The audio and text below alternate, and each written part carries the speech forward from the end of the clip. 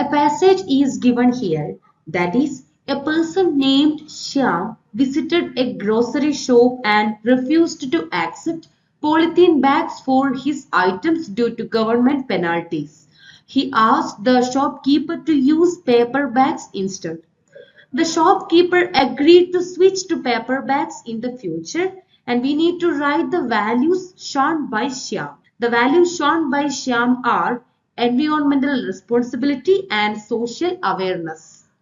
He is aware of the negative impact of plastic on the environment, including the pollution and harm to wildlife, and takes action to reduce his ecological footprint.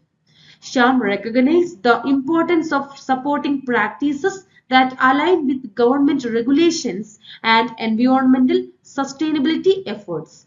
His choice reflects a commitment to eco-friendly practices and a willingness to contribute to broader environmental goals. The second one is to write one structural difference between low density polyethylene and high density polyethylene. The low density polyethylene or LDPE has a highly branched polymer chain with a significant amount of short and long branches. And this LDPE has a lower density due to these branches preventing the chains from packing closely together. They are more flexible, less crystalline, and has a lower melting point. While coming to HDPE or high density polyethylene, it has a linear branched polymer chain structure and allowing the chains to pack closely together.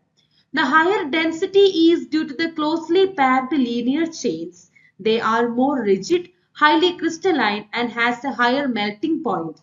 It is commonly used for the products requiring strength and durability such as containers and pipes. The third one is, why did Shyam refuse to accept the items in polyethylene bags?